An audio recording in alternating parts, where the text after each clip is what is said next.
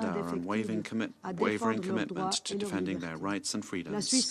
Switzerland will remain steadfast in its support for peace, stability, and dignity for all Afghans, men and women. Thank you. I thank the representative of Switzerland for their statement, and I now give the floor to the representative of China. Thank you, President.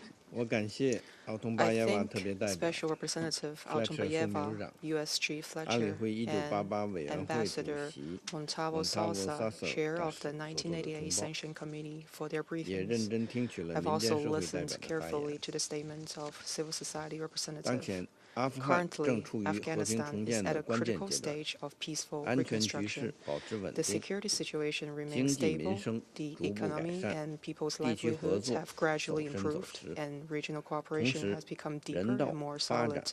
At the same time, issues on humanitarian and developmental fronts, terrorist threats, and on women's rights and interests remains prominent.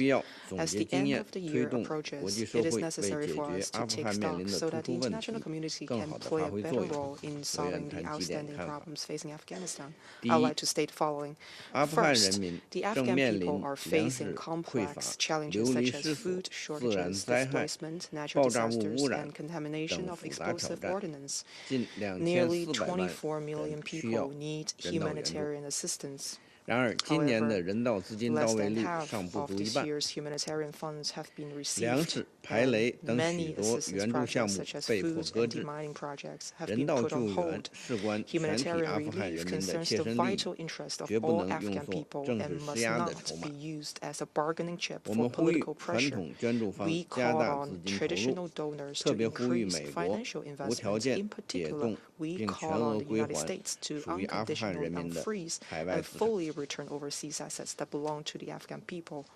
Secondly, over the past 3 years, the Afghan interim administration has made efforts to promote economic reconstruction and strengthen economic ties, trade, investments, connectivity, and cooperation with countries in the region. Tax revenue has increased significantly, the exchange rates remain largely stable, and female entrepreneurs participated in trade affairs in Kabul. These positive developments are encouraging. At the same time, there is still a long way to go to restore economic vitality. The international community should increase financial, technical, and capacity-building support to enhance Afghanistan's ability to develop independently.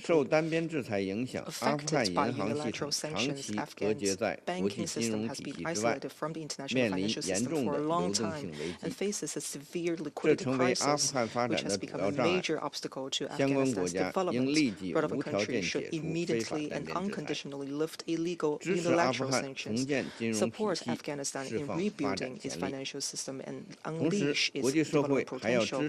Meanwhile, the international community must also support Afghanistan in carrying out alternative cultivation and drug rehabilitation projects to consolidate the results of drug control and to prevent the resurgence of drug cultivation.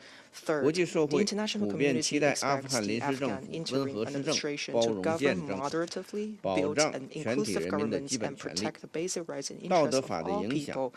The impact of morality law has attracted much attention. We hope that the Afghanistan will heed the reasonable concerns of the international community and protect women's rights in education, employment, and public life. At the same time, we should realize that the issue of women's rights is not the entire problem of Afghanistan. It is the main source of the current challenges. It is necessary to support the development and reconstruction of Afghanistan, eliminate the root causes of instability, and create favorable conditions for protecting the rights and interests of all people, including women. Fourth, terrorist forces in Afghanistan, such as Islamic State, Al-Qaeda, and the Eastern Turkestan Islamic Movement, ETI, also still pose a major threat to international peace and security. We call on the Afghan interim administration to take counter-terrorism measures to eradicate the breeding ground for terrorism and prevent Afghanistan from becoming a gathering place for terrorist organizations. The international community must insist on zero tolerance towards terrorism and reject double standards or selective counterterrorism. President, with the support of the UN, the Doha process has made positive strides this year, achieving a good start in the international community's engagement with the interim administration. We welcome the recent convening of the first meeting of the Working Group on Counter-Narcotics, an initiative of the third Doha meeting, and look forward to the successful launch of the Working Group on Private Sector Development. We hope that all parties will work together with the interim administration Commission to deepen dialogue and cooperation, continuously enhance mutual trust, and facilitate the country's integration into the international community in a gradual and orderly manner. We support UNAMA under the leadership of Special Representative Otunbayeva in continuing to play its role in Afghanistan, effectively respond to challenges in various fields, such as humanitarian and development. The Security Council must adapt to the evolving situation, reinitiate exemptions of travel bans for relevant personnel of Afghan authorities as soon as possible, and address the 1988 sanctions mechanism in a timely manner to meet the needs of the Doha process. As a friendly neighbor of Afghanistan, China is willing to continue to work with countries in the region, Security Council members, and other relevant parties to make greater contributions to promoting the long-term peace, stability, prosperity, and development in Afghanistan. I thank you. I thank the representative of China for their statement, and I now give the floor to the representative of France. Madame la Présidente, Madam je President, d'abord remercier la I représentante wish spéciale first du and foremost to secrétaire thank the général, Special Representative of the Madame Secretary Rosa General, Otunbayeva, le secrétaire Madam général Rosa adjoint aux affaires Otunbayeva, the humanitaires Undersecretary et General le for Humanitarian coordinateur de l'aide Affairs, d'urgence, M. and Tom Emergency Fletcher, Relief Coordinator, Mr. Tom Andrés Fletcher, Montalvo as well Sosa, as Ambassador ainsi que la Andrés fondatrice Montalvo de Sosa, Digital Citizen and the Fund, Chief Madame Executive Roya Officer and Marbouk, co-founder of the pour leurs Digital interventions. Citizen Fund, Madam Madame Mabouk, la for Présidente, their statements. le constat que les intervenants ont dressé Madam President, aujourd'hui the situation that the est briefers have extrêmement described sombre. today is extremely Les bleak. talibans montrent The chaque jour Taliban un peu plus have de leur been showing détermination each à mettre en day œuvre more and more leur their politique de determination ségrégation to implement et de their persécution policy of des femmes et des segregation and filles persecution of women and jusqu'au mépris girls, de showing leurs droits les utter plus élémentaires à la vie. contempt for women and girls' basic Le life, décret basic rights, soi-disant de including the right to moralité, life. adopté il y a The 4 so-called mois, morality interdit decree aux was femmes de adopted se 4 months déplacer, ago and prohibits de women parler, from moving, d'exister from dans l'espace speaking, public. from existing in public space. Poursuivant leur édifice de ségrégation, Continuing to les talibans shore up interdisent their edifice désormais of aux segregation, Afghans the Taliban have now d'accéder aux prohibited établissements d'enseignement Afghans médical. from accessing medical training institutions. Cette nouvelle mesure This limitera new l'accès déjà measure précaire will des femmes limit et des the filles aux already soins de santé, precarious access of women puisque le and girls personnel to médical health care, masculin because n'a pas le droit de male soigner les femmes medical personnel non are accompagnées d'un homme de prohibited leur famille. from treating women who are not accompanied En by empêchant les a femmes d'étudier la man from médecine, their les family talibans or signent relative. un arrêt de By mort pour de preventing nombreuses women Afghanes. from studying medicine, the Taliban have La signed a France death condamne warrant for many avec la plus Afghan grande women. fermeté France ces condemns violations in the massives et strongest systématiques terms des droits de these l'homme, aux large-scale conséquences systematic désastreuses human rights pour l'avenir de violations l'Afghanistan with et devastating pour sa consequences stabilité. for the future of Afghanistan and for its stability. Madame la Présidente, les Madam derniers President, rapports du secrétaire recent général reports of the montrent que Secretary la General situation show sécuritaire that the s'aggrave security depuis situation is plusieurs mois. worsening, and this has been the case for a number of La menace months. terroriste The reste terrorist aiguë. threat remains acute. L'État The islamique au Islamic Khorasan State in affecte la sécurité Khorasan régionale. has been affecting regional security. Il est capable de se It is projeter en Asie now centrale able ainsi que to d'activer project des itself into velléitaires Central jusqu'en Europe. Asia and to activate affiliates L'équipe de into surveillance Europe. du comité The monitoring 1988 team of the a souligné 1988 committee qu'Al-Qaïda has restait stressed actif en that Afghanistan. Al-Qaeda remains active in Afghanistan. Les règlements de compte en cours au sein du The régime current score ajoutent settling within the à regime cette has instabilité. been compounding this instability. Les The exigences demands fixées aux set talibans out for par the les Taliban résolutions under 2593 resolutions et 2593 2681 de and ce Conseil sont 2681 of the Security Council are Leur clear. mise en œuvre Their reste la implementation condition impérative remains the préalable à toute forme prerequisite de for any normalisation. form of normalization. La communauté internationale The a international amorcé un community dialogue has avec le initiated processus de Doha. dialogue with the Doha process. Nous nous sommes réunis, We met, nous avons échangé we nos vues, exchanged our views, nous avons écouté toutes we les parties prenantes, listened y to compris all les talibans. stakeholders, including the Taliban. Mais ces derniers However, n'ont démontré the Taliban aucun have not progrès demonstrated pour répondre à any nos attentes progress when it et came ils to multiplient les provocations. addressing our expectations, and La they mise en continue œuvre to de leurs multiply, obligations internationales doit conditionner carry notre out engagement. provocations. Implementation of their international Ne obligations and the laissons pas ce fulfillment of processus faire their fi international du respect du obligations droit international needs et to des be a droits de condition l'homme for our au nom du commitment. souhait We d'aller cannot de l'avant. allow this process to violate Madame la international law and Présidente, human rights La France réaffirme in the sa name of mobilisation aux seeking côtés to de la make population headway. afghane, Madam dont plus President, de la France moitié dépend affirms de l'aide its humanitaire. mobilization alongside the Afghan La population, France soutient des more than projets half humanitaires of whom concrets depends on menés humanitarian par les agences et assistance. programmes des We Nations Unies support concrete et des humanitarian projects ONG carried out présentes by sur le the terrain, United Nations dans les agencies domaines de and l'éducation, programs and de la NGOs santé present on the ground et en in the faveur des areas of femmes et des filles education afghanes. and healthcare for Afghan women and la girls. France a versé plus de 160 Since millions d'euros 2021, d'aide France humanitaire au has bénéfice de la dispersed population afghane. more than 160 million euros for Je renouvelle le humanitarian soutien de la assistance France for et the de l'UNUA Afghan à population. l'ensemble des I agences des reiterate Nations France's Unies et support leurs for partenaires UNAMA, qui agissent sur le all terrain UN au agencies bénéfice de la and their population partners afghane. operating on the Je vous ground for remercie. the benefit of the Afghan population. Thank you. I thank the representative of France for their statement, and I now give the floor to the representative of Slovenia. Thank you, Madam President. I wish to thank Special Representative Otumbaeva, USG Fletcher, Ambassador Montalvo Sousa for the briefings. I also wish to thank Ms. Mahboub for her insightful and sobering remarks. Madam President, during the last Doha meeting, the international community expressed a genuine readiness to continue the process of establishing a more coordinated and coherent global approach to Afghanistan and to address all the pressing challenges Afghanistan continues to face. Soon after Doha, the Taliban further restricted human rights and fundamental freedoms of women and girls with the so-called law on promotion of virtue and prevention of vice, and intensified its enforcement. The Taliban's commitment to full implementation of this so-called law continues to instill fear and dread among the Afghans, particularly women and girls. In November, despite the previous setbacks, the international community again showed its readiness to continue with the implementation of the Doha III agreements. And again, just a few days after the first meeting of the Working Group on Counter-Narcotics, convened by UNAMA, the Taliban ordered all educational institutions in Afghanistan to suspend medical education for women and girls. We condemn in the strongest terms this latest directive and repeat our call on the Taliban to reverse all discriminatory policies and practices and, as de facto authorities, uphold their obligations under international law. Madam President, the latest ban will have devastating consequences, not only deepening the humanitarian crisis, but also for the already extremely fragile healthcare system in Afghanistan.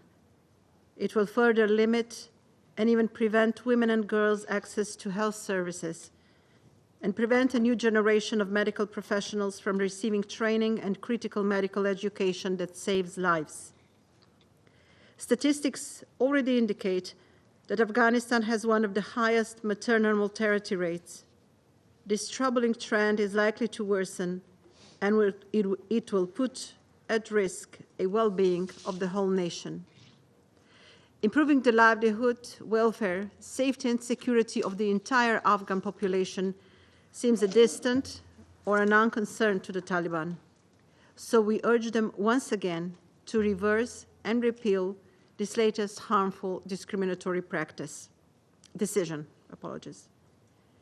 We also wish to raise concern about the operational impediments for international and local non-governmental organizations in Afghanistan, which are crucial actors for the delivery of the so needed help to Afghan people. The international community cannot and must not ignore these regressive developments. All these actions are a serious obstacle to efforts of increased engagement with the de facto authorities. Engagement is a two-way street. Madam President, Slovenia remains committed to the objective of a secure, stable, prosperous and inclusive Afghanistan. However, Taliban, as de facto authorities, need to respect international law and provide conditions for the international community to assist all Afghan people, including women and girls, in order to get a possibility of a better future. Let us not turn a blind eye on Afghan women and girls. We appeal on all countries, regional and other organizations with influence on the de facto authorities to use it for easing this very difficult and inhuman situation of women and girls. The UN must lead by example and must ensure that every engagement with the de facto authorities includes Afghan women, as mandated by the resolutions of this Council and recommended by the independent assessment. I thank you, Madam President. I thank the representative of Slovenia for their statement, and I now give the floor to the representative of Ecuador. Gracias, señora presidenta. Thank you, Madam President. Agradezco la información proporcionada I'm por el grateful for the representante information especial provided by Otumbayeva Special y por el Representative subsecretario Otumbayeva Fletcher. and Undersecretary He escuchado General Fletcher, atentamente a la and I listened representante carefully to de the la sociedad representative civil. of civil Me society. ha correspondido presentar el informe del I comité also establecido en presented virtud de la the resolución report of the 1988, por lo que no 1988 abundaré en and so algunas de I las won't go recomendaciones into allí certain of the citadas. recommendations that are El quoted Ecuador toma nota there. del contenido del informe Ecuador del takes secretario note of the general, content of al the tiempo report que of the reconoce el Secretary General, trabajo and we recognize the comprometido de committed UNAMA work para of ejecutar el UNAMA mandato in otorgado a implementing través the de la mandate resolución granted under Resolution 2727. La 2727. situación en The Afganistán y sus situation in implicaciones para la Afghanistan and paz its y la implications seguridad for internacionales international es peace and prioritaria, security is a no puede ser priority, descuidada. and this cannot be La paz disregarded. duradera, la Lasting estabilidad y peace, la stability, reconciliación national nacional en reconciliation Afganistán in será Afghanistan will posible only en la be medida en que possible se logren by gestionar managing los the retos multidimensional multidimensionales que enfrenta, challenges that the como country los siguientes. faces. Primero, la As follows: discriminación basada en género que gender-based restringe a las discrimination, mujeres which y niñas restricts el the acceso a sus derechos access of educativos, women and laborales y de girls to participación, education, the ha labour market, fragilizado and their aún más el participation sistema in económico society, afgano, further weakening the exacerbando el Afghan desempleo, economic el system, subempleo y la pobreza. exacerbating Esto se unemployment and refleja, entre otros, underemployment and en el poverty. hecho de que This la is mitad de la reflected, amongst población other afgana things, by the requiere fact that half the asistencia Afghan humanitaria para population requires sobrevivir. humanitarian assistance to Segundo, survive. hay Secondly, reducción de espacio there is a cívico y reduction limitación de in los civic derechos space civiles and y a políticos limitation de of prácticas civil and injustificables, political rights ejecuciones with extrajudiciales, unjustifiable detenciones practices, arbitrarias, extrajudicial flagelaciones executions, públicas, arbitrary detentions, persecución public y floggings, censura de los medios persecution de and media comunicación. censorship. Tercero, la Thirdly, persistencia en the el número de persistence in the incidentes number of violentos violent atribuidos incidents al attributed to EIL the Khorasan, ISIL a grupos Khorasan y a grupos armados and que operan desde el armed groups territorio afgano, operating from sigue Afghan territory afectando la continues situación to de affect seguridad. the security Señora situation. Presidenta, las Madam reuniones de President, Doha the han meetings sido of Doha have oportunidades been para que la opportunities comunidad for the international internacional community to establezca canales de establish diálogo channels sobre of estos dialogue to desafíos. address these Es challenges. preciso continuar It's trabajando important para to continue concretar un this work to proceso de establish a diálogo process of national nacional dialogue que which involucre a will todos los sectores include all sociales social y and political políticos, sectors, en particularly especial a las mujeres afganas, Afghan women, para in realizar order el to seguimiento a las ensure follow-up of comunicaciones, the conclusions para realizar el seguimiento a las conclusiones de los grupos of de the trabajo working en groups on finanzas finances and y counter-narcotics, para impulsar and una nueva promote reunión de a Doha new con Doha fines de meeting evaluación for the y purposes of redireccionamiento assessment en and lo que corresponde. redirection Además, as appropriate. es imprescindible Moreover, it's garantizar el essential to financiamiento guarantee del plan de funding for the respuesta a las Afghanistan necesidades humanitarian humanitarias needs de and Afganistán response para plan for 2025. 2025. Este año cerrará, This year, hay it que will tomar en close cuenta, with con apenas un only 40% del 40% of financiamiento the previsto funding para that su is operación planned anual. for La its annual seguridad y operation. libertad The de security movimiento de los and freedom of trabajadores movement of humanitarios, humanitarian en workers, especial de particularly personal female femenino, staff, debe ser must be garantizado con el guaranteed fin de in order asegurar la to ensure the predictibilidad de las predictability operaciones. of operations. Señora Presidenta, Madam President, concluyo reiterando I el conclude by mensaje del reiterating Ecuador a the lo largo message de of estos 2 Ecuador años de over nuestra the course of the 2 membresía en years that we este have been a member Consejo. of this Council. Cualquier Any iniciativa initiative de la of the comunidad international internacional community to de apoyo a support Afganistán Afghanistan debería ser must be conducente conducive a la to recuperación recovering del espacio the cívico civic y del space Estado de and the Derecho rule of law, y a la promoción and y the respeto promotion de los and derechos respect for humanos human rights, con la the restauración restoration de la of the participación full, plena, igualitaria, significativa meaningful y and segura safe de las participation mujeres a of lo largo women de throughout todo this este entire proceso. A process. criterio del Ecuador, In lo the view dicho of se Ecuador, condice all of the con el above is in principio de consonance with the titularidad principle of nacional Afghan afgana. national Muchas ownership. gracias. Thank you very much. I thank the representative of Ecuador for their statement, and I now give the floor to the representative of the Russian Federation. Madam President, we thank the Special Representative of the Secretary General and head of the UN Assistance Mission in Afghanistan, Madam Rosa Otunbayeva, for her assessment of the current situation in that country. The Russian Federation consistently supports the activities of UNAMA under your skillful stewardship as you deliver upon the tasks set upon the mission. We note that Kabul is interested in developing contacts with you. We welcome the United Nations' steadfast commitment to maintaining a presence and to delivery of the necessary assistance to the people of Afghanistan.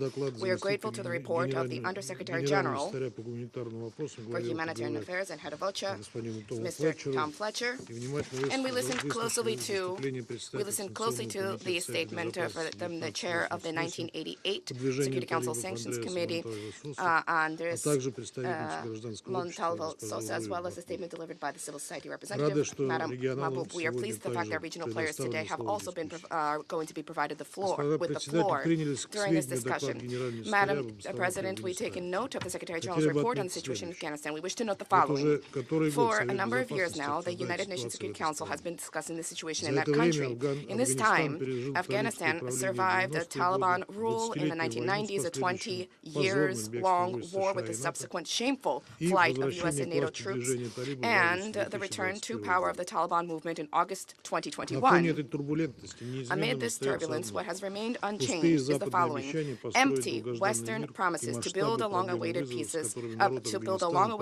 and the magnitude of the problems and challenges that Afghanistan continues to have to face alone. The country, which relied on the international community for years, is now in a situation of complete financial paucity. It is subject to unprecedented unilateral sanctions and is a step away from humanitarian and economic catastrophe. And contrary to the bleak forecasts and expectations of our Western colleagues, Afghanistan did not slide into yet another civil war. It did not transform into a black hole. The de facto authorities continue to reinforce regional cooperation, and they remain focused on rebuilding socioeconomic capabilities. They are seeking their own path of independent development for Afghanistan without backward glances at Western assistance. At the same time, it is evident that despite the efforts undertaken under present-day conditions, it will be difficult for the country to single-handedly embark on a quick path to development and in one fell swoop to resolve all the protracted problems and to surmount new challenges. The Afghans, more than ever before, need our full support and assistance. The Russian Federation consistently advocated and continues to advocate support for a realistic, comprehensive approach to Afghanistan, at the heart of which is an objective analysis and balanced assessment of the situation. The imperative remains unchanged, namely constructive cooperation of the international community itself on the Afghan issue, first and foremost by fully taking into account the needs of the Afghans themselves and abandonment of narrow parochial agendas, and there's a need for patient, painstaking dialogue with the de facto authorities on a broad range of pressing problems. There was no and is no alternative to that. History has shown time and again that any pressure or blackmail leads to a dead end. We are heartened at the fact that the focus on pragmatic cooperation is something which is embraced by regional players. This is attested to by the outcomes of the quadripartite meeting of the foreign ministers of the Russian Federation, China, Iran, and Pakistan on Afghanistan on the sidelines of the 79th session of the General Assembly, as well as the latest meeting of the Moscow format held in October. We see that the Taliban themselves, who agreed to join the Doha process in June, continue to remain keen on building such pragmatic cooperation. Yet we regret the obstinate unwillingness of certain Western donors to acknowledge their own errors and to settle their accounts. Instead of seeking real solutions to remedy the situation in Afghanistan, they continue to dictate conditions, insisting that artificial obstacles be erected to resume broad-ranging humanitarian assistance, which is so necessary for ordinary Afghans, including women, girls, and children about whose fates they speak of with such ardor.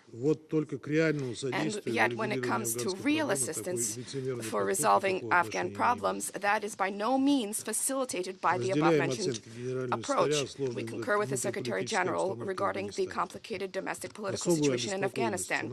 We are particularly concerned about the ongoing security risks arising from the persistent terrorist activity by the Afghan ISIL wing.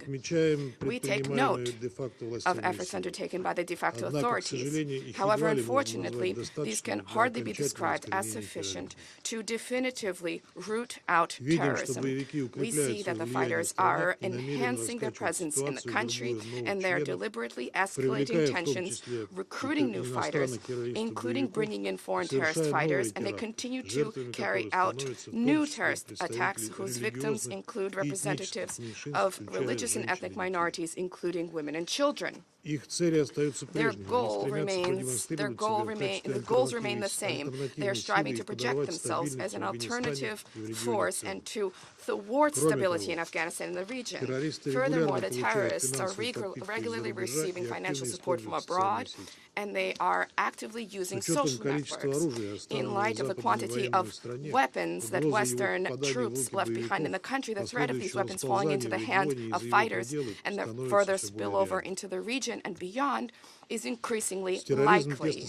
Terrorism is closely entwined with the narcotics issue. We are particularly concerned by the ongoing manufacturing of synthetic narcotics, first and foremost methamphetamine. This is attested to in the assessments in the report of the UNODC. A comprehensive international and regional assistance is more important than ever before, including through the UNODC, to eradicate the narcotics threat, and this includes the cultivation, the production, and circulation of narcotics. This is our shared goal. And what remains significant is of significant importance is the provision of assistance to Afghan partners. We remain closely focused on the socioeconomic situation in the country. We welcome the efforts undertaken by the UN and regional organizations to deliver humanitarian assistance to Afghanistan. The selfless efforts of humanitarian agencies and their personnel is praiseworthy, and under all circumstances, they remain willing to remain on the ground and to help the Afghan people. We note the efforts of the United Nations to expand assistance beyond meeting basic necessities. At the same time, we see that any attempts by UN personnel to make progress in this area are immediately blocked by a number of Western donors who categorically refuse any hint of an idea to rebuild, to provide assistance in rebuilding schools and hospitals, and to build the necessary roads, as well as to build the capability of independent and self-reliant state. As a result, under various pretexts, the UN humanitarian plan on Afghanistan remains underfunded. The activity of a number of humanitarian organizations and agencies has deliberately been curtailed, and proposals for the participation of UNAMA in discussion of issues of lifting Afghan asset freezes are rejected out of hand. Colleagues, how is it that assistance to women, girls, children, religious and ethnic minorities in other countries on the Council's agenda are more important than assistance to Afghan women and men and children? The Russian Federation has systematically been providing targeted assistance to those in need in Afghanistan, including through multilateral humanitarian organizations, and we shall continue to work proactively to that end. We are also continuing to closely monitor developments as regards respect for the rights and freedoms of all Afghan people, including women and girls, including taking into account the recently introduced bans.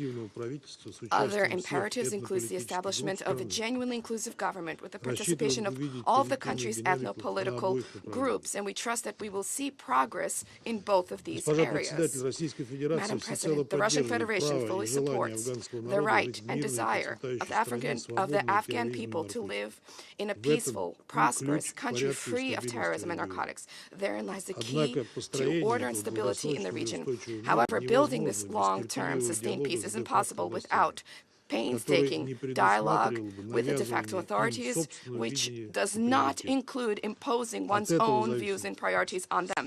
This will determine a prompt end to the current deadlock and will help to ensure that Afghanistan achieve international reintegration. Thank you. I thank the representative of the Russian Federation for their statement, and I now give the floor to the United Kingdom. Thank you, President. I thank SRSG Otunbayeva, USG Fletcher, and Ambassador Montalvo Sosa for briefing us today. I also thank Ms. Mahboub for her powerful testimony. Colleagues, as many have already highlighted, the Taliban's latest announcement to restrict medical education for women is yet another appalling violation of Afghans' women's rights. The UK unequivocally condemns this decision. Such a draconian and short-sighted policy will severely undermine the provision of healthcare to Afghan women and children, putting thousands of lives at risk. It is yet another tragic setback, further adding to the suffering of Afghan women. Meanwhile, a year since the publication of the Special Coordinator's independent assessment, implementation of its recommendations has stalled. We call for the swift appointment of a UN Special Envoy, as mandated in Resolution 2721, to help bring Afghan stakeholders and the international community together in meaningful dialogue. Alongside international partners, the UK has engaged constructively in the UN-led process, including the establishment of working groups on counter-narcotics and the private sector. But engagement on the Taliban's priorities requires reciprocity on their part. The Taliban must demonstrate meaningful progress on Afghanistan's international obligations with respect to human rights, political inclusion, and counterterrorism. Finally, we remain deeply concerned by the humanitarian situation as highlighted by USG Fletcher today. The UK will continue to support the people of Afghanistan through distribution of over $200 million in aid this financial year. With the 2024 humanitarian needs and response plan less than 40% funded, we call on the international community to do everything possible to support vulnerable Afghans, particularly in these winter months. And I thank you. I thank the representative of the United Kingdom for their statement, and I now give the floor to the Republic of Korea. Thank you, Madam President. We thank SRSC Rosa Otunbayeva, USC Tom Fletcher, Ms. Mahbub, and the chair of the 1988 committee for their briefings. We also take this opportunity to thank Japan for their pen holdership for the last 2 years. Madam President, it has now been over a year since this Security Council received the independent assessment report from the Secretary General. If implemented in a comprehensive manner, the report's recommendations could lead to gradual progress towards Afghanistan's reintegration into the international community. But so far, the international engagement efforts have been largely followed by the Taliban's regressive measures. Following the third Doha meeting of special envoys, the so-called morality law was announced, and now even women's voices are banned in public spaces. And right after the recent inaugural meeting of the Working Group on Counter-Narcotics, additional restrictions were imposed on women's medical education. Moreover, terrorism continues to pose a great threat to Afghan and beyond, as seen in recent attacks, including the one in Kabul this week. In light of this deeply troubling situation, I'd like to convey 3 messages today. First, a principled approach on human rights and inclusive governance is no different from pragmatism in the context of Afghanistan. For instance, we see neither principle nor pragmatism in banning women's training in medical institutions. This sudden measure came just as Afghanistan is suffering from the highest infant and maternal mortality rates in the world, and in urgent need of 18,000 trained midwives. The same goes for imposing bans on girls' education and hurdles for business women when the Afghan economy is limited by low human capital. By pursuing pragmatic engagement, we should be able to clearly convey that the Taliban's obsession to undermine women in every aspect of life is self-harming. And as rightly pointed out in the SG report, this obsession contradicts their stated goal of self-reliance as well as international norms. Another example pertains to the situation of minorities. In addition to ISK's targeted attacks on Hazara, we are concerned about reports of suppression of Afghanistan's diverse communities. These include the forced evacuation of marginalized communities, the morality law even prohibiting the befriending and helping of non-believers, and their continued exclusion from governance. Mounting grievances among minorities can become easy targets of terrorist propaganda. In fact, ethnic or religious minorities consist of around half of the Afghan population. Women and minorities are the majority of Afghan people.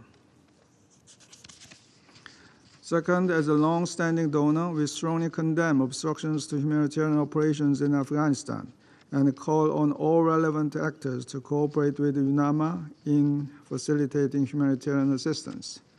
Increasing interference and control of the Taliban in the activities of humanitarian organizations, as well as persisting restrictions that hinder delivery to women and girls, are unacceptable. The sole purpose of continued assistance is to meet the basic human needs of Afghan people. In this regard, the Republic of Korea expanded humanitarian aid to Afghanistan by more than 50% this year.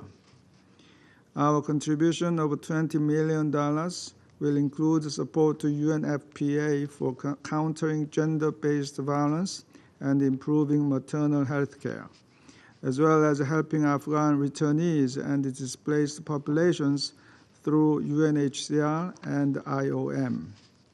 We will closely monitor the delivery of these services. We can only help if aid is ensured to reach those most in need. Third, the Republic of Korea reaffirmed its support and trust in the UN Secretariat's role in facilitating the Doha process launched by the Secretary General. Our firm belief is that the reintegration of Afghanistan into the international community is a UN-scale project that cannot be substituted by bilateral or regional engagement. As such, it is important for all Doha participants to seize narrow opportunities to prove the credibility of this engagement project. In this spirit, Korea participated in the first meeting of the Working Group on Counter-Narcotics last month. Taking note of the rebound in opium production, despite the Taliban's poppy ban, Korea will support developing alternative livelihoods for farmers. We also stress that the success of this working group will hinge on its impact on the lives of Afghan people, including women and children. In concluding, Madam President, Korea will continue to actively join these collective endeavors and exercise its responsibility as a Council member for promoting inclusive peace, stability, and development of Afghanistan. Our focus will remain on securing respect for basic human rights and freedoms of Afghan women and girls. Thank you, Madam President. I thank the representative of the Republic of Korea for their statement, and I now give the floor to the representative of Malta. Thank you, President. I also thank SRSG Otunbayeva and USG Fletcher for their insightful briefings. I thank Ambassador Montalvo Sousa for his briefing. I also thank Ms. Mahboub for sharing her own personal experience and her insights with us today. Since the Taliban's return to power in Kabul in August 2021, and throughout Malta's term as an elected member on the Council, we have witnessed the unprecedented deterioration of women's rights. The Taliban specifically target women and girls through their edicts, which represents the most extreme and critical women's rights emergency of our time. The Taliban's latest decision to suspend medical training and education for women and girls in Afghanistan is yet another example of the Taliban's institutionalized oppression of Afghan women and girls. Undermining the provision of healthcare to women and children, as well as related training, has negative generational impact on the future of Afghanistan.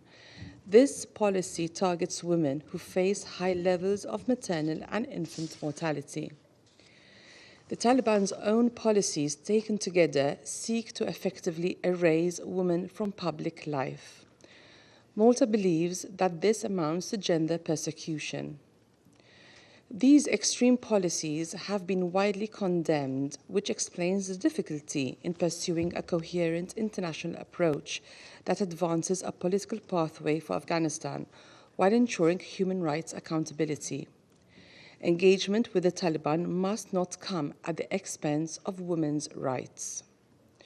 We have heard before in the Council and elsewhere that good faith measures are needed to help ease tensions and build confidence.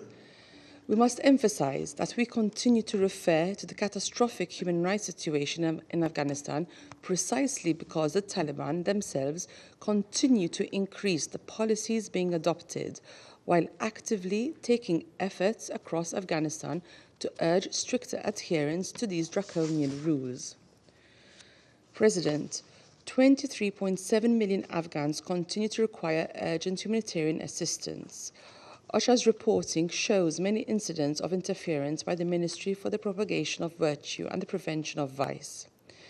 The PVPV law has hindered the access of humanitarian organizations to women and girls. Gender-related incidents in the humanitarian space continue to be reported by OCHA, including threats to female staff members and incidents of violence targeting humanitarian personnel. Movement restrictions in the country continue to pose access constraints. These actions constitute an assault on humanitarian principles. The drug-related challenges faced by the Afghan people are many, and Malta encourages efforts to support alternative livelihoods to drug cultivation. The UNODC, UNDP, and UNAMA play an important role in the agricultural sector.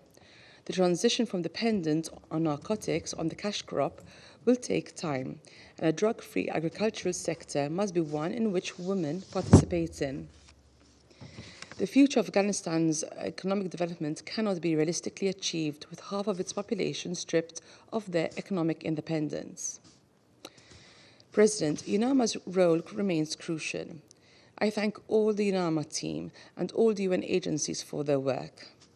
The mission must be fully equipped to implement its entire mandate, with human rights streamlined across its engagement with the Taliban, including in the Doha process and the working groups. In conclusion, the people of Afghanistan deserve better. The international community must do better, and this Council must also do better. Malta reaffirms its unwavering solidarity with the people of Afghanistan, in particular its women and girls and ethnic minorities. This Council must ensure that human rights remain at the forefront of our response. Only by upholding the rights and freedoms of all Afghans can we hope to see a peaceful, prosperous, and stable Afghanistan. I thank you. I thank the representative of Malta for their statement. I shall now make a statement in my capacity as representative of the United States. Special Representative Otunbayeva, thank you for your informative briefing. You and the entire UNAMA team continue to demonstrate resilience in the face of enormous challenges. Thank you also to Emergency Response Coordinator Fletcher and to Ambassador Matovo Sasso for your briefings. And Ms. Mahboub, thank you for your unwavering dedication, your advocacy for the education of Afghan women and girls, and for amplifying their voices here in the Security Council and elsewhere. 1,183 days. It's emblazoned on all of our minds today. Colleagues, just 2 days ago, we marked the 76th anniversary of the Universal Declaration of Human Rights. Ironically, Afghanistan was one of the 48 original countries that adopted the Declaration, which applies all rights and freedoms equally to men and women. But today, the Taliban is issuing archaic edict after edict after edict, designed to deprive women and girls of fundamental rights, of the chance to learn and live and thrive with freedom and dignity. Most recently, the Taliban banned women's access to medical training, which means no access to medical care. How will women's health care needs be met in the future if there are no qualified women doctors, nurses, dentists, and midwives, and male doctors are not allowed to treat women? This new restriction defies logic and could represent a death sentence for Afghan women and girls in dire need of potentially life-saving medical treatment. It will have an impact on every mother, every unborn infant, boys and girls, and on the future of Afghanistan. This is not cultural, and it's not religious. It is unfathomable. It's sick. It is heartless. It means these men, Taliban, are sentencing their mothers who birthed them, their sisters, their wives, their own daughters to die before their eyes if they become ill. This month also marks 2 years since the Taliban banned women from attending universities and from working for non-governmental organizations. The Taliban are determined to erase women from public life, to try and erase their futures. Peaceful reconstruction is what we heard from our Chinese colleagues. That is not what we're seeing here. But in the face of the Taliban's neglect and repression, the people of Afghanistan remain resilient and will not be blinded by the Taliban's failures and injustices. My message to the Afghan people and to Afghan women in particular is this: we stand with you in solidarity. In the face of this repression, we and our partners remain steadfast in our firm commitment to support the Afghan people. Colleagues, we're also deeply concerned by the dire humanitarian situation in Afghanistan, with nearly 23 million Afghans, more than half of Afghanistan's population, in need of humanitarian assistance as a result of food insecurity, malnutrition, widespread displacement, and contamination from explosive ordnance. The Taliban's indefensible restrictions hinder humanitarian access to vulnerable populations and exacerbate the stark humanitarian needs we're seeing now, particularly when it comes to women's health throughout the country. The United States and our humanitarian partners will continue to deliver critical aid to Afghans in need, and we will continue to press the Taliban to change course. We have engaged the Taliban bilaterally, as well as through UN-convened meetings, to try to find ways to support the Afghan people. But as the divide between us on political and human rights matters grow larger, it is difficult to see how we justify continued engagement, even on technical matters. Any engagement must be linked with a broader dialogue on human rights and a political roadmap, as envisioned in UN Security Council Resolution 2721. Colleagues, it's been a year since this Council adopted this resolution, in which we also requested the Secretary General appoint a special envoy to develop this roadmap to reintegrate Afghanistan into the international community. The United States expects the UN-led donor process to support this roadmap and promote the Taliban's adherence to the international community's expectations, but also, more importantly, to the Afghan people's expectations. And while we certainly recognize and appreciate the work UNAMA is doing, UNAMA should not be a substitute for an independent and senior figure to spearhead this process, as set out very clearly in last year's UN independent assessment. We also appreciate the UN efforts that went into the first counter-narcotics working group meeting as part of the Doha process.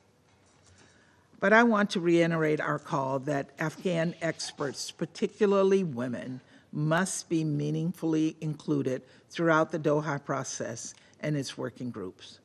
We cannot allow the Taliban to dictate the terms of these meetings or to exclude Afghan experts. Before I close, I would like to again speak directly to the women of Afghanistan. The Taliban may try to silence your voices and make you invisible, but we see you and we hear you. We know you are the linchpin to a stable, peaceful, prosperous Afghanistan. and we will endeavor to match your resolve by developing creative solutions and concrete initiatives that will provide opportunities for education and employment. While we use all the tools at this Council's disposal to push the Taliban to rescind this discriminatory decrees. Thank you. I resume my function as President of this Council. I now give the floor to the representative, the representative of Afghanistan. Madam President, thank you for convening this vital meeting and for your exemplary leadership of the Council this month. And also, we would like to thank SRSG Rosa Otunbayeva and Undersecretary General Mr. Fletcher and the Chair of Sanctions Committee, Ambassador Andre, for your sobering presentations. And also, I would like to thank Ms. Mahbub for exemplifying the power and resilience of Afghan women by sharing your strong story. We are also grateful to the previous members of the Council for their unwavering commitment to the people of Afghanistan, especially its women and girls, including this morning's joint statement by the Council members, signatory to shared commitment on women, peace, and security. We also commend the outgoing Council members, Ecuador, Japan, Malta, Mozambique, and Switzerland, for their exceptional service during these turbulent times. Your dedication has set a high standard of collaboration that Afghanistan deeply appreciates. We particularly recognize Japan's tireless efforts as the penholder for Afghanistan's file. Madam President, Afghanistan is entering its fourth year under Taliban rule, enduring a devastating humanitarian crisis compounded by social, political instability and systemic human rights violations, especially against women and girls. We mourn the hard-won progress of the past 2 decades achieved through immense sacrifice, now tragically lost. Millions of women and girls see their dreams shattered, fundamental rights eroded, and our youth face unemployment and a future clouded by despair. A group has seized control of our nation's destiny, ruling over 40 million people with no coherent political vision for prosperity or progress. Their actions reflect a profound disregard for our nation's rich culture, enduring values, and true principles of Islam, leading only to widespread suffering and devastation. Despite repeated UN and international calls for patience and pragmatic engagement, the Taliban have become increasingly emboldened. Instead of halting their policies, they have intensified oppressive restrictions, imposed a gender apartheid environment, and focused solely on consolidating power. Their 4-year rule has produced nothing but poverty, isolation, and misery, manipulating geopolitical complexities to the detriment of the Afghan people. The consequences are dire. Afghanistan's economy collapses, forcing millions to flee. Refugees and returnees face uncertainty, while journalists, women protesters, former officials and security personnel, and Shia and Hazara communities endure retribution, forced disappearances, targeted killings, arbitrary detention, and torture.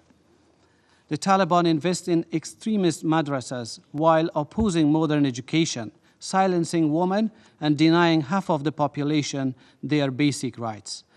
Their recent ban on women attending nursing and midwifery classes at private institutes epitomizes their ignorance and hostility to the people of Afghanistan. Imagine being a woman in Afghanistan, denied education, confined to your home, stripped of professional opportunities. Consider how it would feel to see your daughters barred from attending high school or university. The security situation remains deeply concerning as foreign terrorist fighters pose potential threat to establishing training camps, regrouping, and reorganizing in Afghanistan, as highlighted by the chair of Sanctions Committee. Humanitarian metrics are alarming. Over 23.7 million Afghans need urgent aid, with 12.4 million experiencing severe food insecurity. Nearly 45% of children under 5 are stunted, and 14% face acute malnutrition. Women and children suffer disproportionately, yet humanitarian funding covers only 37.5% of required 3.6 billion humanitarian aid budget. Afghanistan's GDP has contracted by 30%, with 97% of people living below poverty line. Madam President, in this critical situation, what should be done? While we are deeply grateful to the UN and international partners for their life-saving support, this approach is not sustainable.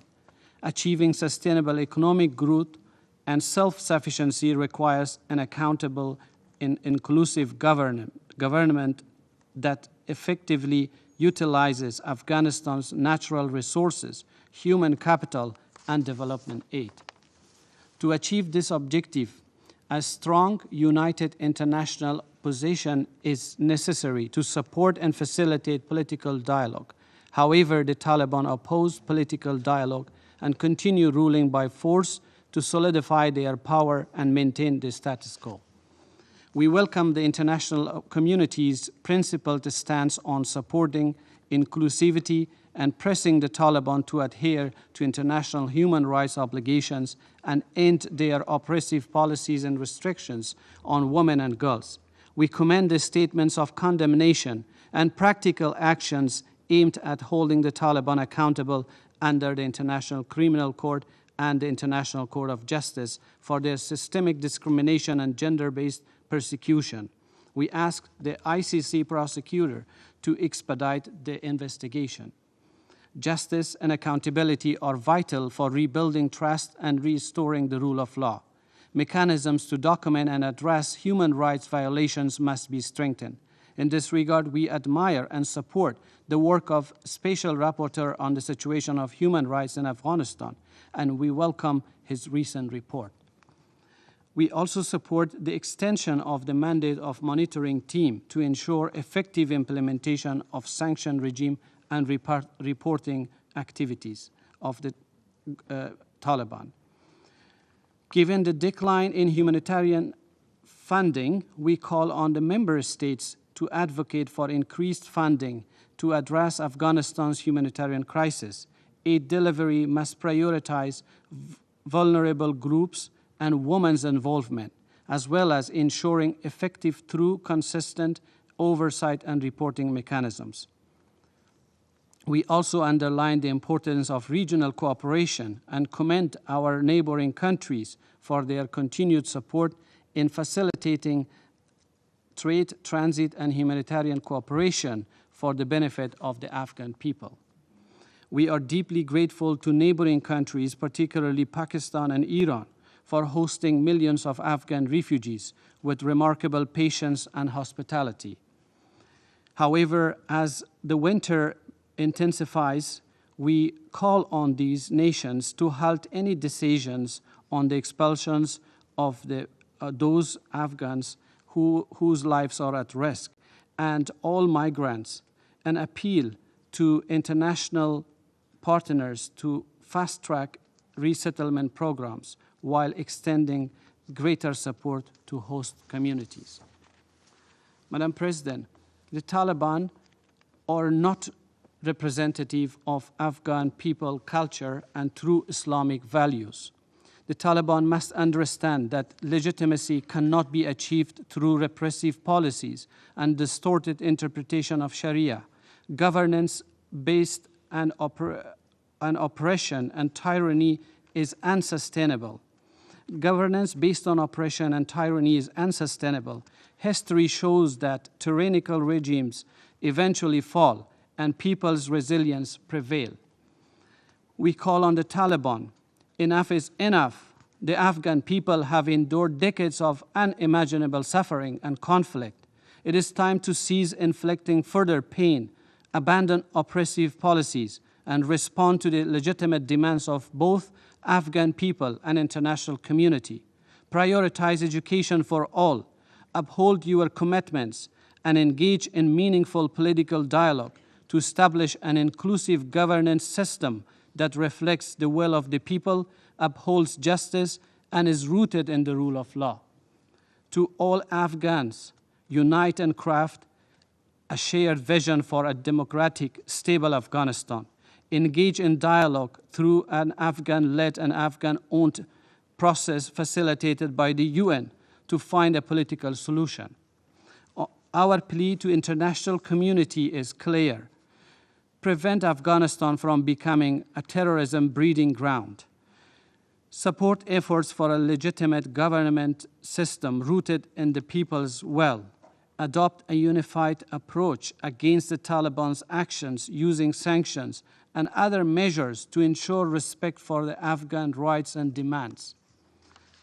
Madam President, we welcome any international efforts and Afghan-led initiatives aimed at ensuring peace, stability, and prosperity through meaningful engagement and dialogue. However, any engagement must be principled, with clear benchmarks for inclusive system of governance and full and equal participation of women in public life. While the UN-led Doha process and past initiatives have yielded no tangible result, we believe the platform retains potential if reoriented toward a unified international strategy. Taliban are not the only stakeholders. This must include all credible Afghan representatives, democratic forces, civil society actors, and women leaders. The Secretary General's independent assessment report provides a roadmap for achieving peace and reintegration. However, it's deeply regrettable that the Council has not expedited the implementation of the recommendations, including appointment of the Special Envoy for Afghanistan.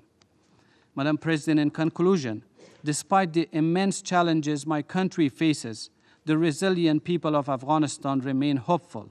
Their aspiration is simple: a stable and prosperous representative Afghanistan, living in peace and security with itself and its neighbors, fully committed to its international obligations. To achieve this, this Council has both mandate and moral responsibility to act decisively. Let us not abandon Afghanistan to oppression and despair. Instead, let us stand united to ensure justice, equity, and opportunity for its people, especially its women and girls. Our choices today will shape Afghanistan's future. I thank you, Madam President. I thank the representative of Afghanistan. I now give the floor to the representative of Kyrgyzstan. Dear President, in the outset, I congratulate the United States with assumption of the presidency in the Council and wish U.S. delegation successful stewardship of the Council in the interest of international peace and security. The Kyrgyz delegation is delighted to welcome to the Council the special representative of the Secretary General and head of the UNAMA, Honorable Rosa Otunbayeva, and thank her for comprehensive report today. We also thank all other distinguished briefers for their reports. Dear President, Kyrgyzstan and Afghanistan are century-long neighbors that have lived in peace and respect to each other. In line with our foreign policy, Kyrgyzstan adheres to the principle of non-interference in domestic affairs of Afghanistan and respect of the rights of the Afghanis to build own future on a basis and with account of own history, culture, traditions, and national uniqueness. At the same time, as a good neighbor, Kyrgyzstan wishes Afghanistan to be a free, stable, and prosperous. Presently, when the people of Afghanistan face various formidable challenges, Kyrgyzstan stands by to help in many possible ways. First, Kyrgyzstan supports the international efforts to address the issues of concern in Afghanistan. Our country is an active participant in the Doha process and other existing formats of dialogue and engagement with de facto authorities. We also support establishment of the UN Regional Center for Sustainable Development Goals for Central Asia and Afghanistan. Second, in Central Asia, it is well understood that our regional security is linked to the security context in neighboring Afghanistan. It is an absolute imperative that Afghanistan is sustained as a secure and stable country. Let me recall that Central Asia remains a destination point for international terrorists, violent extremists, and drug traffickers. In this connection, Kyrgyzstan notes the efforts of the de facto authorities to fight against non-state terrorist actors, in particular Islamic State of Khorasan, against illegal production of and illicit trafficking of narcotics. In countering those threats, cooperation and interaction are the key to success. Therefore, it is quite encouraging that Doha Process Working Group on counter-narcotics has recently started. I also wish to recall that Kyrgyzstan is a candidate country for the Security Council non-permanent seat for the term 27-28. If elected, Kyrgyzstan plans to focus on Afghanistan as a key policy of its membership. Dear President, it is with deep regret to observe an evolving humanitarian situation in Afghanistan. The ongoing under-resourcing of the Afghanistan Human Needs and Response Plan for 2024 continues to affect daily lives of the children, women, and girls due to food security, the lack of the healthcare services, and housing destroyed by natural calamities. The international community has to do more and unconditionally help vulnerable groups of Afghanis. Over the past 3 years, Kyrgyzstan has regularly provided humanitarian and food aid to Afghanistan. In our opinion, the humanitarian situation in Afghanistan is likely to alleviate when national economy improves and jobs are created. However, as long as international isolation of Afghanistan remains in place, the prospect of economic growth is limited. In this connection, the release of the frozen assets to Afghanistan may have been very critical to economic development and social stability. We know that Afghanis are very hardworking people and gifted entrepreneurs who can contribute their tangible inputs to economic growth and prosperity. In our view, the private sector might have been the primarily beneficiary of those frozen assets that can expand availability of affordable loans and microcrediting opportunities. In addition, the implementation of the infrastructure development projects in energy, transport connectivity, and water management would have strengthened Afghanistan economy, as well as would have better integrated it into the regional trade and investment system. Firstly, Kyrgyzstan is interested in implementation of the project CASA 1000 that will allow energy export from Central Asia to Afghanistan and beyond to South Asia. Secondly, the operation of the multimodal transport corridor China, Kyrgyzstan, Uzbekistan, Afghanistan has since 2023 become a trade route. In conclusion, as educated youth is crucial to the future of each country, the government of Kyrgyzstan engaged with the Afghan authorities to cooperate in youth education and capacity building of the professionals. We are interested and ready to train them in the Kyrgyz universities and invite our international partners to support the project with financial assistance. I thank you for your kind attention. I thank the representative of Kyrgyzstan for their statement, and I now give the floor to the representative of Kazakhstan.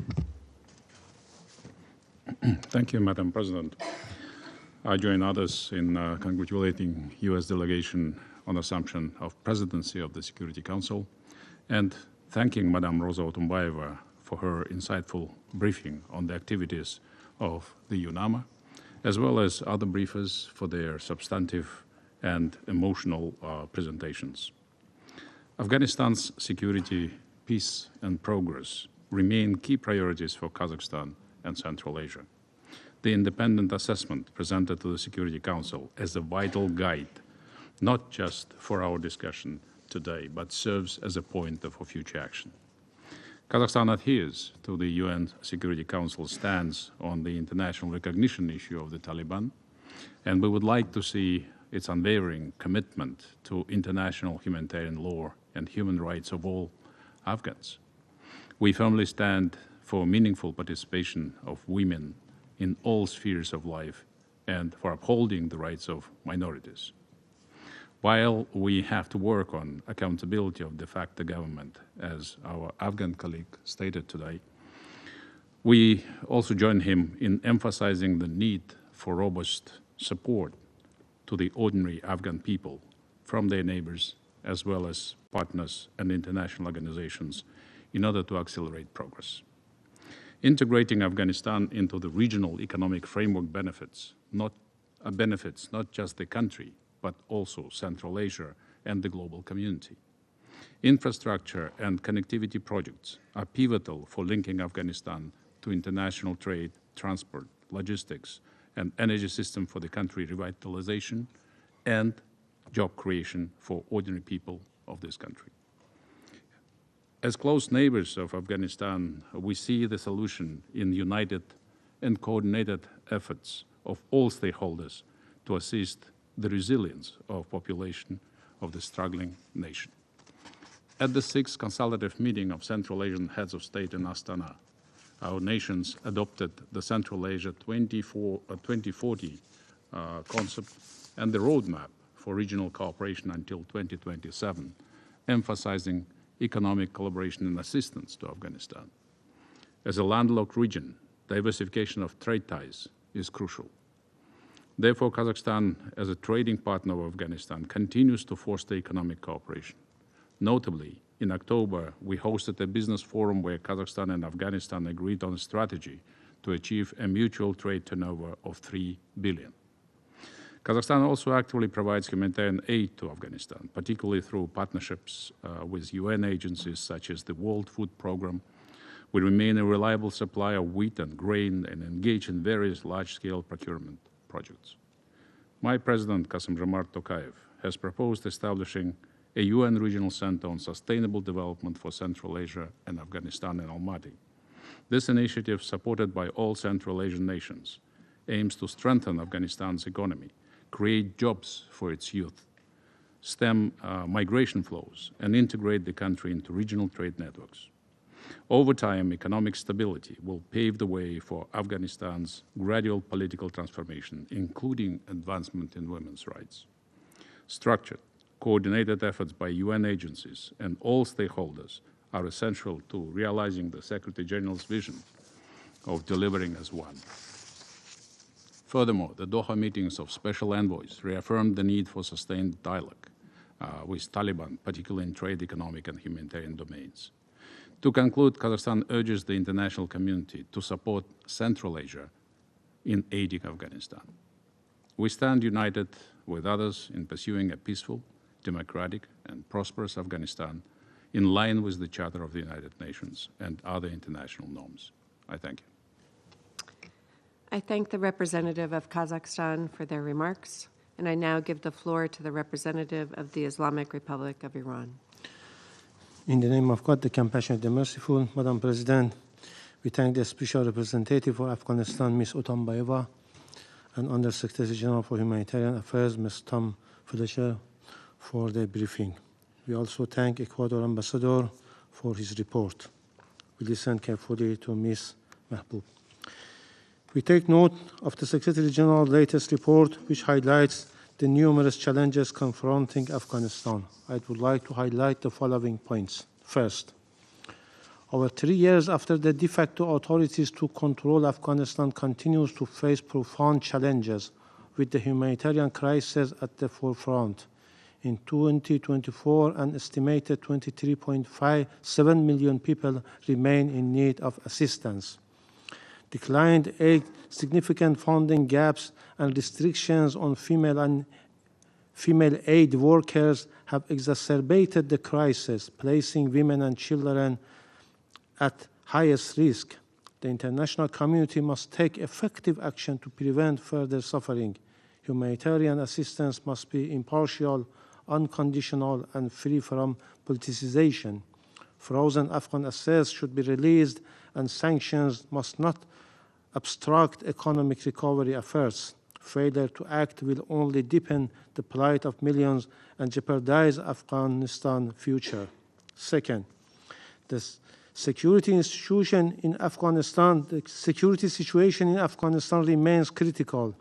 The ISIL, Khorasan, Al-Qaeda, and their affiliates posing a grave threat to both the country and regional stability. Yesterday's terrorist explosion in Kabul, which claimed the lives of Mr. Khalil al-Rahman Haqqani, the Minister of Refugee, along with several others, is a stark reminder that no one, not even the de facto authority, is immune to the scourge of terrorism. Escalating attacks on Shia and Hazara communities highlight rising extremist violence. Iran condemns these acts and urges the de facto authority to comply with their obligations, fight terrorist networks effectively, and protect all people. Equally important, the rise of synthetic drugs production and the narcotics trade demands urgent action. Iran supports UNODC program which provide income, advanced agricultural practice, and essential services to address drug dependency and build resilience in affected people.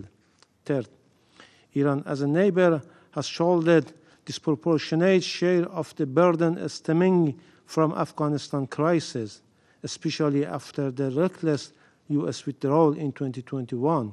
Over 6 million Afghans have sought shelter in Iran, placing immense strain on our already limited resources. Iran spends over $10 billion annually to provide for their needs, yet this burden has been met with insufficient recognition and support from international community.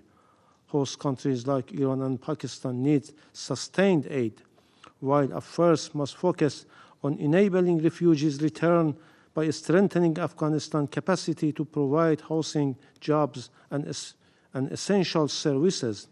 Enhancing these capacities is crucial for regional stability and dignity of returning refugees. The international community must act to support these efforts. Fourth, representative and inclusive government is essential for long-term peace and stability in Afghanistan. An inclusive government can address key challenges, prevent conflict resurgence, and curb refugee flows to neighboring countries. It also lays the foundation for stability, security, and protection of human rights, including those of women and girls.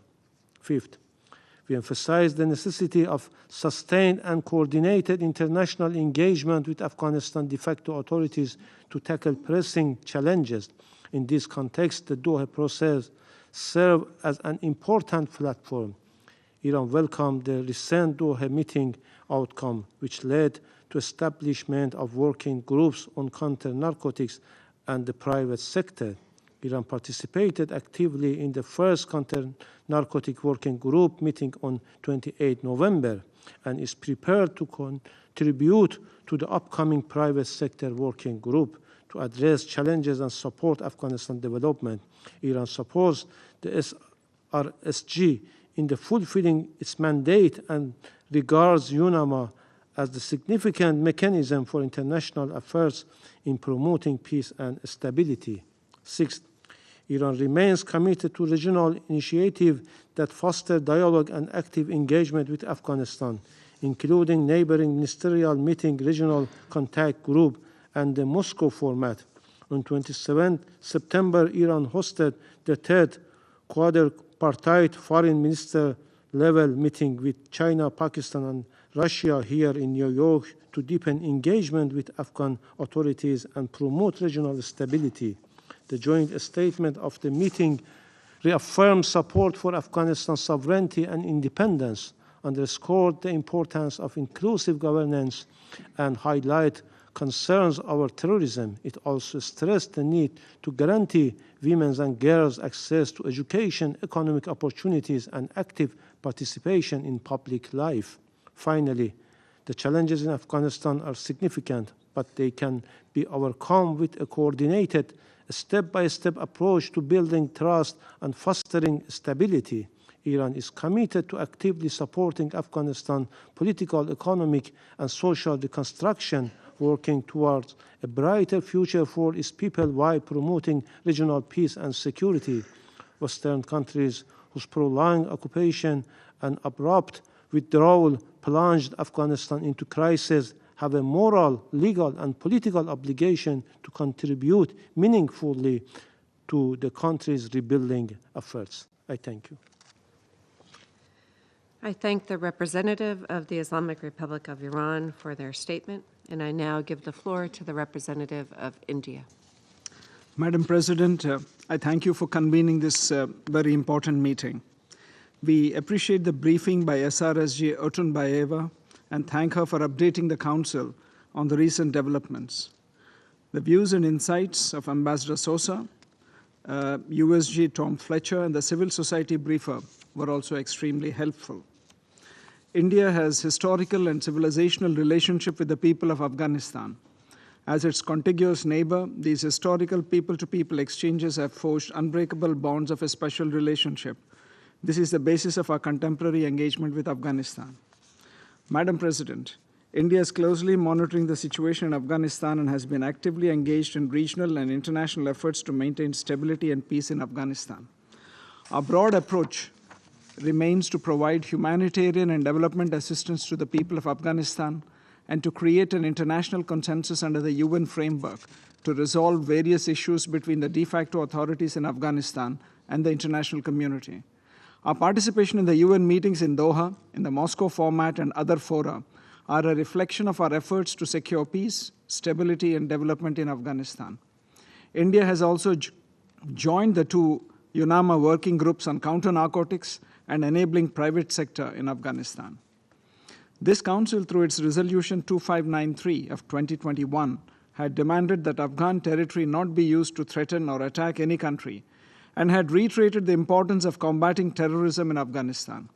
This continues to guide the international community's approach to combat this menace.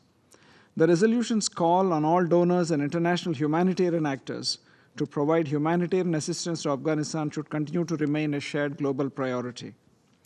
India has been working with various UN agencies for providing assistance to the Afghan people in areas of health, food security, education, counter-narcotics, sports, and capacity building. Since 2001, India has been committed towards rebuilding and reconstruction of Afghanistan. Our development partnership includes more than 500 projects spread across all provinces in Afghanistan. Since August 2021, India has delivered 27 tons of relief material, 50,000 metric tons of wheat, 40,000 liters of pesticides, and more than 300 tons of medicines and medical accessories. India has continued scholarship schemes for Afghan students. Since 2023, it has granted admission to 2,000 Afghan students, including around 600 girls in the online mode. India has also provided winter clothing, stationery items, and toys for primary school students in Kabul. India has partnered with the United Nations Office on Drugs and Crime in Afghanistan to provide assistance for the welfare of the Afghan drug user population, especially women. Under this partnership, India has since 2022 supplied 11,000 units of hygiene kits, baby food, blankets, clothing, medical aid, and other items to UNODC Kabul. We are also developing the Chabahar port in order to provide connectivity to Afghanistan and to ensure its reconstruction and development. In conclusion, Madam President, let me reaffirm India's steadfast commitment to the friendly people of Afghanistan. India looks forward to continue working closely with all stakeholders and will leave no stone unturned in the global community's efforts towards supporting the Afghan society in their quest for peace, stability, development, and prosperity. Thank you, Madam President. I thank the representative of India for their statement, and I now give the floor to the representative of Pakistan. Thank you. Thank you very much, Madam President. I congratulate you and the U.S. delegation on your successful presidency of the Council this month. We take note of the Secretary General's latest report on the situation in Afghanistan and the briefing provided by the Special Representative of the Secretary General and the head of UNAMA, Ms. Rosa Otunbayeva. Thank you, ma'am. We commend her leadership and efforts to promote normalization in Afghanistan under very challenging circumstances.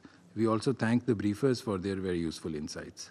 Let me begin by expressing Pakistan's strong condemnation of the cowardly terrorist attack in Kabul yesterday that resulted in the death of Acting Minister for Refugees in the Afghan interim government, Mr. Khalilur Rahman Haqqani, and several others. We offer our heartfelt condolences to the families of the victims, the AIG, and the people of Afghanistan. Madam President, the situation in Afghanistan remains dire and deeply worrying. 23.7 million Afghans are in need of urgent humanitarian assistance.